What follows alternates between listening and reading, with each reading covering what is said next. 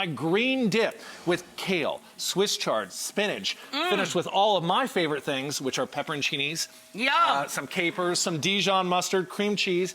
You bake it, and then we do Rachael Rayified garlic dippers go on top. So let's build this bad boy.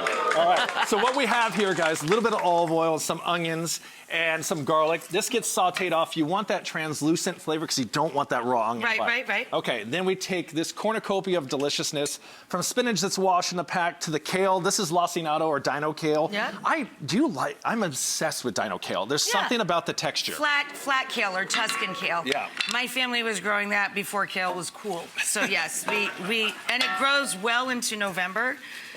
So we still have it. Kale to me as a child was served with an orange slice and pancakes at a very famous diner. Wow. And that was a garnish. And then I would just throw it away. And now we eat it and charge $18 for a salad.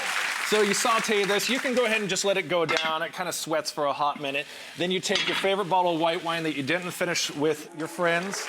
So literally the half a bottle goes in because it's the holidays and you got to put up with everybody at your house. So that cooks down, and then what happens is it looks really beautiful here. You could use the frozen spinach if you want, but I find that getting these fresh, beautiful greens really kind of plus you're using a lot of kale, and that'll help give it some texture. Okay, so this is how we amp up that normal kind of dip. We put a little bit of fresh capers go inside there. Oh, nice, I like that. Okay, pepperoncinis do not just have to be on an Italian sandwich. They're gonna go in our dip. Yum. Okay, we go a little high with some pepperoncini. Some salt goes inside. Then something that is pretty much... Oh, I love this. Dijon mustard. Dijon mustard, nice. What do you find, besides an emulsifier, don't you find this just rounds out dishes? Brings it together. Okay, heavy cream goes on top. And it's a little bit, it's not a ton. I love it. 2 cups, little bit of cream, right? Cream cheese goes inside, and then you take Parmigiano and then white cheddar. White cheddar is one of those things. Super sharp white cheddar, one of my favorites. So, one of my favorite combos. So the cream cheese emulsifies it and brings the whole thing together. This pops in the oven. What's great about this, guys, do this 2 or 3 days in advance. Keep this in the fridge. You don't have to put the cheese.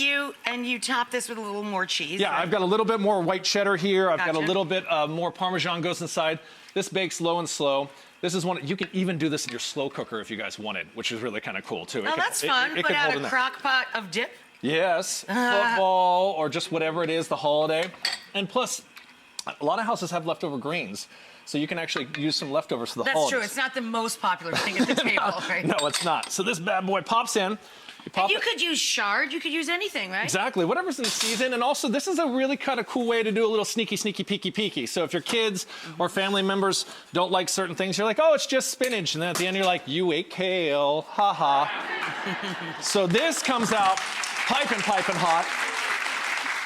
Piping hot. Now we're gonna make Rachel's extra garlicky bread. Would you mind doing a little microplane? Sure. My microplaning skills are a little weak. Want it in the bowl or? In the bowl, please. Gotcha. And we're just gonna take some spices from the rack. What's cool about this during the holidays, we have all this kind of pronounced kind of sage flavors, parsley flavors. So literally just take from your pantry your dry parsley, your dry thyme. Gotcha. So toss this inside here, and this is when you just get your hands dirty. You're walking around with all olive oil and garlic all over your hands. You pop it inside the oven, you toast these up. You can add chili flake, you can add whatever you want here. So these guys get toasted off, they're simply done. You can do these a couple days in advance. You can do pita chips, you can do rye chips, you can do whatever it is that you want. But when it comes out, you get some leftover green onions, scallions.